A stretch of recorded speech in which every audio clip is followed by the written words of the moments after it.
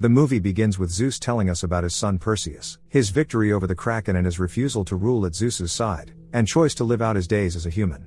We see Perseus, living in a small fishing village where he takes care of his son Helios alone, after his wife passed away a few years earlier. While Perseus is trying to live as a human, his son has his eyes set on becoming a good god and defeating many enemies. After a day of fishing and chores, Perseus looks out to sea while Helios sleeps. He feels a strong wind pass by him and he senses the presence of a god. Inside his cabin, he sees great god Zeus looking over his son, mentioning that he visits the boy in his dreams and admires his will. Zeus explains to Perseus that the time of gods is coming to an end and they are losing their power. Perseus feels the earth shake and realize that the gates of Tartarus are falling, which will release demons into the world. Zeus warns that losing their power means that Kronos will escape and he needs all his children together in order to fight back. Perseus is unwilling to leave his son behind and refuses the offer. Zeus tells him to sleep well, then vanishes in a gust of wind. That night, Perseus dreams of a massive war, as demons massacre everyone around. He sees Kronos released from the earth and he is about to be wiped out but jumps awake, soaked in sweat. Elsewhere, we see the earth split open, and deep within its craters, Zeus meets with Poseidon, and Ares, his son. Ares asks for Perseus and mocks his lifestyle as a fisherman. The three gods reach Tartarus and call out for Hades. The god of the underworld shows up, but is not happy to see them, especially Zeus who banned him to the underworld. Zeus asks for his help in fighting against the coming evil. However, Hades betrays them and his demons begin attacking with fireballs. Zeus and Poseidon fight back, but the sea god is injured. Ares then betrays Zeus, knocking him down with his hammer and stealing his lightning bolt. Back at the village, Perseus sees something burst out of the earth in the distance, heading straight for the village. Perseus runs back to the village and grabs his sword and armor, as a beast spits fire, killing the villagers. We then see the beast, a massive chimera. Perseus is able to injure the beast but it throws him down. Perseus sends Helios away with the villagers but the boy ends up being chased by the beast. Perseus is able to draw its attention and it attacks him, but gets trapped in some nets. Perseus is able to cut off its serpent-like tail, causing it to drag him through the streets. Perseus then traps the beast in the chains, using his power to hold it down and taunting the beast into setting itself on fire. After having his wounds treated by the village doctor, Perseus takes Helios with him to the Mount of Idols to speak with Zeus. He prays for the god to appear to him but Poseidon appears instead, looking close to death. He tells Perseus that Ares and Hades have joined Kronos and captured his father, and he must journey to the underworld to free him.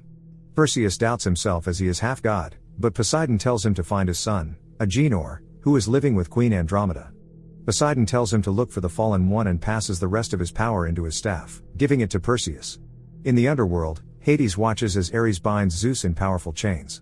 He explains that Kronos has offered to allow them to keep their immortality in return for being freed. They plan to drain Zeus of his remaining power in order to completely break the gates of Tartarus. Zeus then laughs at them, telling them that they better have more demons ready for what is coming.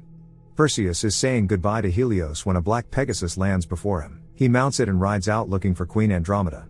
He finds her army and lands to a loud cheer from the soldiers as he is the defeater of the Kraken. He meets Andromeda, who is in the middle of a war against chimeras, and her general begs her to pull back as they have lost hundreds of soldiers. Perseus explains that Ares has abandoned them and is taken to meet Agenor, who is actually a prisoner of Andromeda after trying to steal her treasures. Perseus tells Agenor that his father is dead and he needs his help, but Agenor refuses as he hated his father. Perseus convinces him, telling him that he will be free to journey with him. Perseus, Agenor and Andromeda set out of a boat, following Agenor's directions. Agenor explains that the fallen one is Hephaestus, the creator of the three godly weapons, who lives on the island of Kale that no one has ever found. Agenor tells them he knows where it is, but needs to trident in order for them to get there. Against Andromeda's wishes, Perseus decides to hand the trident over. Agenor activates its power and begins to guide them. In Tartarus, Hades and Ares drag Zeus before the imprisoned Kronos, who bellows Zeus's name. Agenor's power reveals a hidden island in the mist and they set out along with Andromeda's soldiers. They realize that the island has traps all over, but Agenor's carelessness still gets him caught in one. They hear loud voices booming in the distance. Then Agenor is dragged away through the trees as something reels him in. Perseus follows his screams, but a tree comes hurling towards him. Something massive then approaches him and he runs back to Andromeda, telling her to slow it down. She then sees a massive giant chasing after Perseus, but another one shows up behind them and begins to take out the soldiers. Perseus is barely able to stay ahead of the swinging giant, and comes up with a plan after seeing one of its traps. The giant swings at him, but Perseus stabs it with his sword, while other soldiers pin it down with ropes. Perseus manages to knock the giant out with its own trap and climb onto its chest. The other giant tries attacking, but an older giant stops him, handing over Agenor back to Perseus. The giant sees the trident and then decides to help Perseus to find Hephaestus. Ares and Hades have bound Zeus before Kronos. Ares is still mad at his father for favoring Perseus, and beats him down with powerful punches until Hades stops him, telling him that he has already won. He turns to see Zeus's power being absorbed into the chains. The giants lead Perseus to Hephaestus, who is a half-crazy man who talks to himself. Perseus explains the situation with Zeus, but Hephaestus doubts that they can stop Kronos. Andromeda begs for his help and Hephaestus explains that she reminds him of his wife Aphrodite. Hephaestus explains that when he created Tartarus, he created it from the outside in, and left a secret passageway so he could get out. Kronos has almost completely drained Zeus, causing his stone prison to crack. Zeus warns Hades that Kronos will betray them, but Hades says that the death of a god scares him, as they just disappear from existence.